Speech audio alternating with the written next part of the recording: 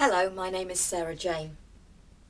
Have you ever felt unwanted, unloved, not good enough? Rejection. I have. My story starts just before my first birthday. I was sat on the kitchen floor in the family home, watching my mother make herself a coffee. She loved to make it with boiling milk, and she poured the milk into the cup and then placed it onto the table. The table had a tablecloth on it, and I was intrigued. And so I shuffled across the kitchen floor and I pulled the cloth. That boiling milk went all over my face, my throat, and seeped into the jumper that I was wearing. My mother had been training to be a nurse when she became pregnant with me, and so she literally picked me up and ran me under the cold tap. Then, she didn't drive. It was over 50 years ago. She literally ran round to the doctors with me. They called an ambulance and I was rushed into hospital. The jumper stuck to my throat and they had real difficulty getting that off. I spent 3 months in Liverpool Hospital's burns unit. And because I wouldn't leave the wounds alone, they had to pin my hands back. They called it crucifying. My parents were only able to come and see me once a week. Hospital rules, and down to the fact that my father was the only one who drove. We were a long way from home, and Dad had to work during the week. So I only saw my parents once a week. They were only allowed to be in with me for an hour, and they weren't allowed to come and see me together. So at the time I needed them the most, they couldn't be there for me. When I came out of hospital, they'd moved, so I didn't even go home to familiar surroundings. My mother was also very heavily pregnant with my sister Gillian, and that was not an easy pregnancy. She was in and out of hospital. So I was farmed out to great aunts and uncles and occasionally had to go into work with my father. Gillian was born at the beginning of the August of that year and died 9 weeks later. For my 50th birthday, my mother put together a photo album of my life. In this photo album, there is a copy of the only picture ever taken of myself and Gillian. And I am very fond of the whole album, but especially that photograph. But those situations resulted in me feeling not good enough, unwanted. They were huge rejections. They were perceived by me to be huge rejections. And so I spent the next 30 plus years trying to be what I thought everybody wanted me to be, trying to say the right things, trying to do the right things, being afraid of doing anything for fear of what other people might think if it was something a little different. My wake-up call came when I was 38.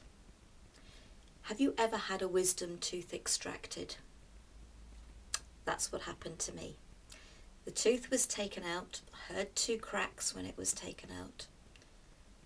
And a week later, in hospital, I was told my jaw was broken. It took a 2-hour operation and they put in a plate to hold my jaw in place. They'd also had to push it back into place. That also resulted in 6 months of pain and sleepless nights. It didn't matter what painkillers I was given, what sleeping tablets I was given, nothing worked at all. But it was the best thing that could have happened to me. I see that now. It was my wake-up call. It was that 6 months of pain and sleepless nights resulted in me realizing I couldn't keep living the way I was living. The act that I was living, this constant trying to be what I thought other people wanted me to be, it was really time for me to take back control of my life and to start doing the things that I chose to do. Part of that healing process for me was wanting to find something I could do for myself.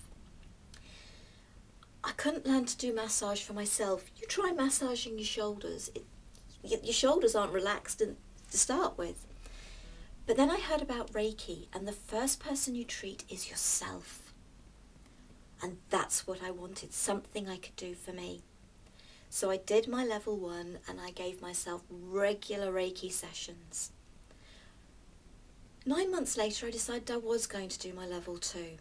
And at that point in time, I realised I was going to go on to be a master and teach. I also started to learn metamorphic technique. To become a practitioner, you have to give 50 sessions, but receive 20. Metamorphic technique is a technique that helps you to get out of your own way, helps you to let go of those old unwanted behaviours that don't serve you any purpose anymore. So those 20 sessions that I received and the Reiki sessions I was giving myself have made so much difference to my life, helping me to become more confident, have greater belief in myself, giving me the courage to do this. I also at that same time learnt about sound, toning from the voice, another energy healing. Wonderful, wonderful energy that is so powerful. And I am with a friend who also does sound, working to bring this to other people, setting up courses. I'm also here, I believe, to help those people that have suffered that rejection of family, whether it was long-term hospitalisation when they were young, whether it's those who have been adopted or a family member left the family, mother or father. I run courses and workshops to help people to step into their own power, helping people to become more confident, help them to believe in themselves, help them to let go of those old unwanted thoughts and feelings.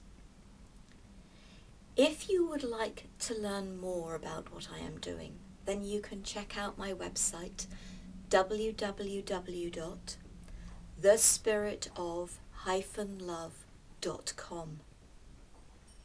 Thank you for listening. Please feel free to share. Namaste.